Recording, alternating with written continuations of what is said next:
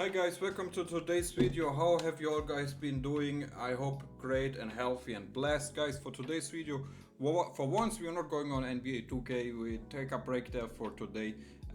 But of course there's videos coming before the rebuilds. But I want to just have a quick short video about an article on Bleacher Report. And it says Blockbuster trades we can still see ahead of 2024-2025 NBA season. And yeah, so let's have a look at it right away. Just a quick reaction video. It was written by Greg Swartz. So we have LaMelo Ball in the title. So let's see what they're cooking with him. So the first out of 5 is Lauri Markkanen makes OKC Thunder unstoppable. You know, that's something like I have talked a lot about, like everybody has talked a lot about him going to Oklahoma. Just makes too much sense. Before the Josh Giddey trade at Alex Caruso, Josh Giddey trade, I always thought Giddey going to Utah is fixing their problems, and Markkanen on the other way going to OKC is like a typical win-win trade. Of course some draft picks would have to be added, but just like for me a no-brainer trade. But of course Giddey is now with the Bulls, Alex Caruso with the Thunder. They also probably have to give a Caruso a bag, so this team is going to get expensive very fast, so they have to make decisions. I'm not even sure if they're going to be able to pay Markkanen if he comes over, because yeah, Holmgren, Williams, Shea, Caruso, Hartenstein, they gave out a huge contract. They all want to be paid, so I'm not even too sure if it's a possibility, to be honest. So yeah, in this trade it says the Oklahoma City Thunder receive Lauri Markkanen, only him, nothing else. And the Jazz received Nikola Topic, the point guard they took, I think, was it the 12th or 13th pick this year, Ousmane Dieng, Kenrich Williams, and then one first round pick in 2025, another one in 2027, in 2029, and then 3 second round picks. So it's 1 to 3 first round picks, 3 second round picks, and 2 young players in Topic and Dieng. You know, if it comes to this, down to this packet, I'm not too mad at it, you know, like you can't really complain about 3 first round picks. One of them is even via Utah Jazz in 2025, so that should be a good pick, a high pick. And you know, Topic, I mean, he's out the whole year, so this can go either way. Either he comes back like Chet Holmgren, for example, you know, or like Blake Griffin, like you just sit out 1 year and you come back really strong, or it just really kind of shows you what kind of player you are, like always having struggles with injuries, kind of like the Ben Simmons, unfortunately, you know. Ousmane Dieng, like a player who has not broken out yet. I saw him again in the summer league. Like his body is there, like his length. He's supposed to be a very good defender, 3-and-D guy, really. You know, but Jazz have a lot of forwards already, like Bryce Sensabaugh, Tyler Hendricks, John Collins, and yeah, others. Cody Williams, of course, and yeah, others I'm not even thinking about right now. So he's probably not a big piece of it. And Kenrich Williams, you know, like kind of that Swiss Army player who can do everything. Yeah, a little bit of everything, I would say, like shoot, defend, yeah, defense, you know, like just nothing great, but very solid NBA player. And then we are really talking about the 3 first round picks, you know, and yeah, the second round picks, of course, as well. Yeah, like I said, I'm not mad at this trade. If I'm the Jazz, you know, maybe you could get like a Cason Wallace instead of a Ousmane Dieng, and then I would really take it, you know, because my stocks in Dieng they are not that high at the moment. So yeah, I would negotiate a little bit. Give me Cason Wallace instead of Ousmane Dieng, and we pull the trigger on that, and we can do it. So that's my opinion on this one. Let's go to the next one. LaMelo Ball creates magic in Orlando. So yeah, of course the Magics have been in a lot of talks for guards in general, especially point guards. They did bring in KCP, but of course it's not a point guard, more like a 2 guard. And yeah, so they're still probably looking for a point guard who is more focused on the offense, I would say, because the team is very strong defensively. And LaMelo Ball, I mean, we don't need to talk about how great he is as an NBA player, but always injury problems, you know. It's tough, man. I don't know, man. Like, he's definitely a franchise player, but him next to Paolo in France, I mean, that's a big three, which is going to be very scary for the next year. So I'm excited. Let's see the trade. So LaMelo Ball going to Orlando. So that is really nice. I think the fit would, yeah, be really good. And the Hornets, they get Anthony Black, Wendell Carter Jr., Cole Anthony, and a 2025 first round pick, 2025 first round pick via Denver, top 5 protected. So yeah, that Denver pick is not going to be good, I guess. So we are really talking about one first round pick and another high one. And then yeah, Anthony Black, Cole Anthony, and Wendell Carter Jr.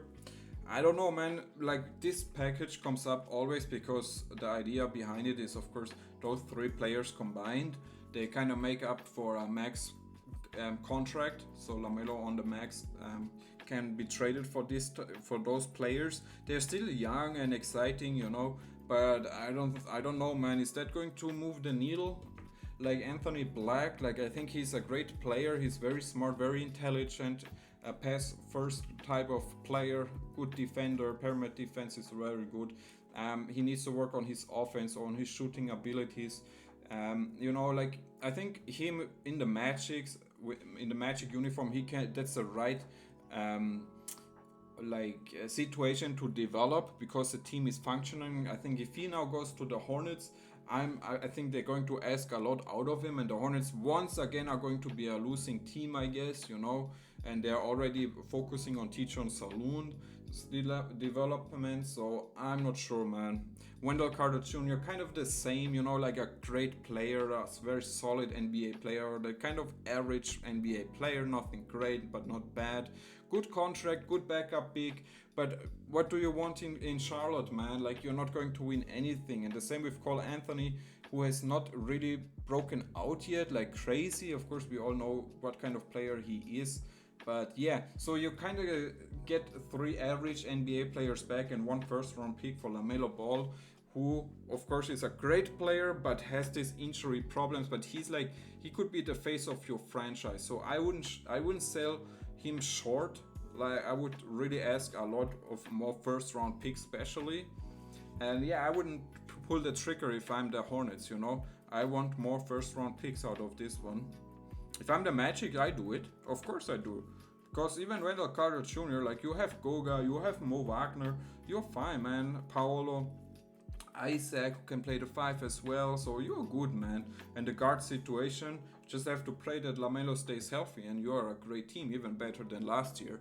So no brainer for the Magics, but for the Hornets, I wouldn't do it. Just get some more draft capital out of LaMelo if you really want to trade him.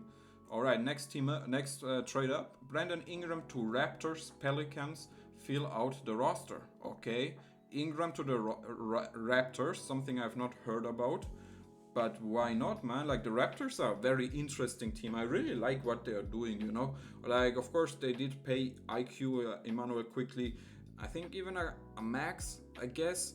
RJ Barrett also being there. So, yeah, of course, Scotty Barnes, Scotty B. So, all those are kind of on a max contract, if I'm not mistaken. So, bringing in Ingram kind of makes them a contender right away, or at least in maybe not next year, but in 2 years, I imagine. So anyway, wow, they also get Jordan Hawkins out of it and Matt Ryan, and they have to give up Jacob Poeltl, Bruce Brown, and 1 first round pick, top 4 protected via Indiana is going to be cool. So that draft pick is not going to be worth it.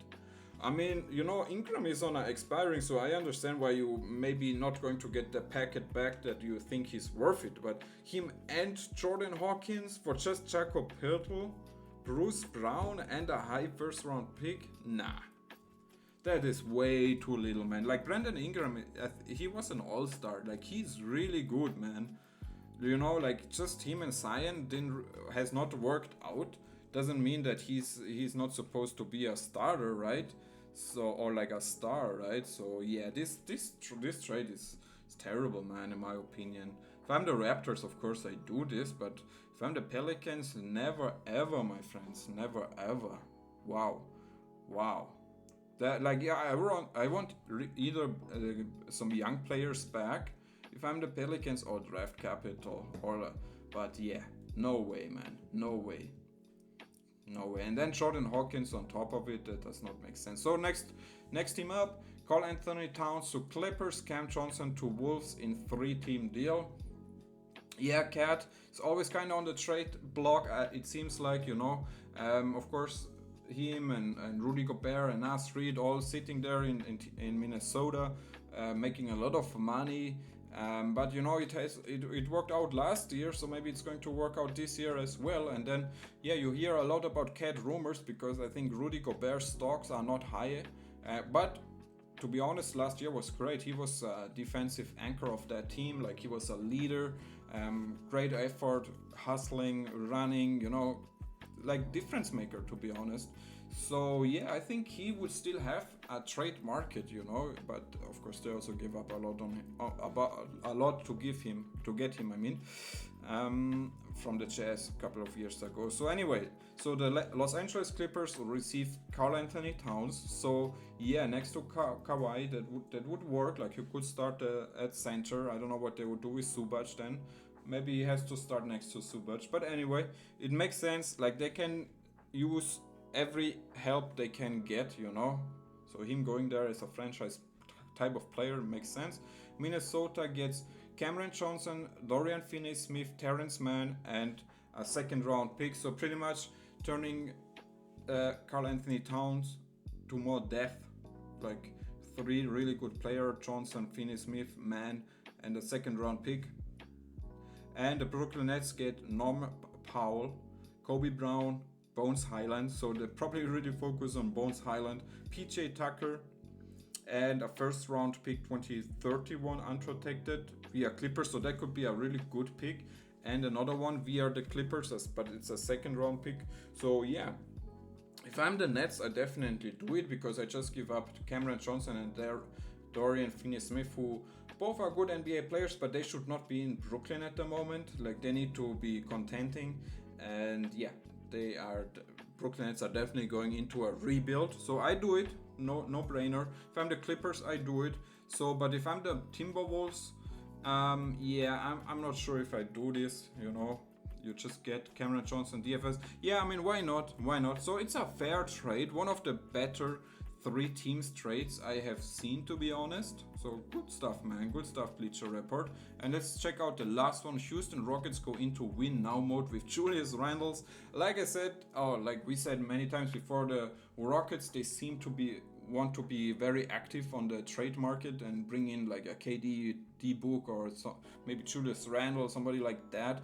But you know, I'm also kind of want to see him with the Knicks. But like he has been an all-star. He has been very good, all defensive, not all defensive, but all NBA team, all-star. Like he's been looking really good with the Knicks. So I'm not sure if I really want to break that thing up, you know. He's been there for a while too. He knows the coach and everything. So yeah, the Houston Rockets get Julius Randle, the New York Knicks get Jabari Smith Jr., Chuck Landale, Jeff Green, and a first round pick, top 5 protected. So pretty much just Jabari and that first round pick. Yeah, I mean, if I'm the Rockets, yeah, it seems like with Jabari, it has worked out sometimes, it didn't work out sometimes. So it's kind of a weird situation, you know. But yeah, so getting Julius Randle, why not?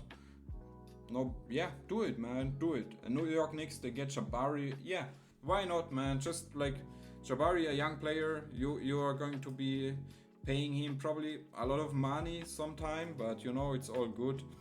All right, guys. So I would do this trade for both sides. This is it for today's video. I hope you enjoyed, guys. I would really appreciate if you could leave a like, subscribe to my channel if you don't want to miss any content. And yeah, I love you guys, and I just try to make some good videos, my friends. Love you. See you at the next one. Peace.